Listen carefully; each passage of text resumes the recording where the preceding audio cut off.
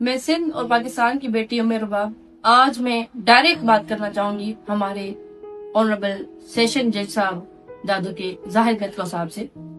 सबसे पहले तो मैं बारहा कह चुकी हूँ कि मैं खुद कानून की तालिब इल्म हूँ, मैं खुद एक वकील हूँ और मैं अदालतों का एहतराम जानती हूँ, मैं अदालतों का तक़द्दुस जानती हूँ। मैंने पुरअमन रहकर आइन और कानून की मुकम्मल पासदारी की है। 9 साल तक मैं कोर्ट्स के चक्कर काटती रही हूँ। इसमें कुछ चीजें हैं जो मैं सबके सामने रखना चाहती हूँ, आवाम के सामने रखना चाहती हूँ, अदालतों के सामने रखना चाहती हूँ।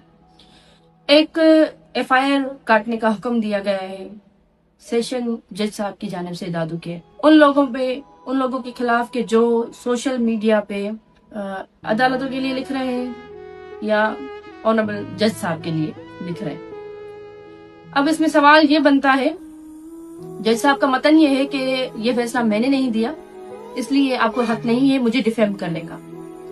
बिल्कुल ये बात दुरुस्त है कि जाहिद मेतलो जज साहब ने इस केस का फैसला नहीं दिया। एडिशनल सेशन जज उन्होंने इस केस का फैसला दिया है। उन्होंने मेरे वालिद, दादा और चचा के खून को रायगान किया है। अब सवाल ये है हमारा सेशन जज साहब से कि बिल्कुल सर, आपके कहने पर आपने ये फैसला नहीं दिया, मगर एक और नोटिस निकला था, अगर सबके नॉलेज में हो, सेशन जज साहब की जानिब से कि सेक्शन 144 लागू किया जाए। इस केस के फैसले के दौरान सिक्योरिटी हाई अलर्ट की जाए, दोनों जिलों में इस तरह से कि कर्फ्यू लगाया जाए। इस तरह के फैसलों से ये तो वाज़ेह हो चुका कि कितनी आजादी है।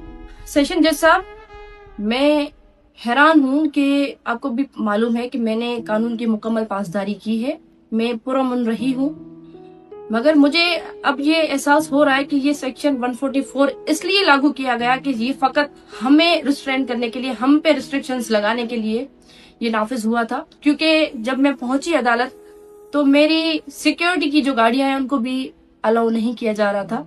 उस चीज पे भी एतराज था, हालांकि वो सिक्योरिटी मुझे सुप्रीम कोर्ट की जानिब से मिली। और सरदारों के लोग, मैं हैरान हूँ कि 3 चेक पोस्ट अदालत तक पहुंचते हुए लगे हुए थे, और वो 3 चेक पोस्ट किस तरह सरदारों के हथियारों वाले बंदे, प्राइवेट बंदे जो है वो क्रॉस करके पहुंचे, और बस आपके जज साहब की सिग्नेचर करने की जरूरत थी। सिग्नेचर होने के फौरन बाद वो हथियार की नुमाइश करने लगे। दादू शहर में तो दफा 144 नाफिज था ना, तो इसका जवाब मुझे कौन देगा?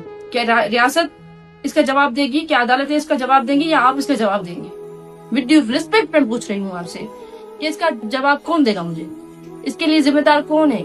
इस तरह के फैसले मैं समझती हूँ कि एक जो मुंसिफ होता है वो खुदा की एक सिर्फ है, मुंसिफ की, और खुदा को हाजिर नाजिर समझ के फैसले करता है। मगर इस तरह का फैसला मैं समझती हूँ कि अल्लाह की जात वाहिदुल कहार है, अल्लाह की जात बेहतरीन इंसाफ करने वाली है। मैं खुदा की जात पे और अपनी जद्दोजहद पे यकीन रखती हूँ, मगर ये मकरूह चेहरा इस निजाम का पूरा शऊर देख चुका है कि एक ट्वीट, एक पोस्ट तो नजर आ रही है, मगर सरदारों के हथियारों की नुमाइश, उनकी बदमाशी, उनकी गुंडागर्दी किसी को नजर नहीं आ रही।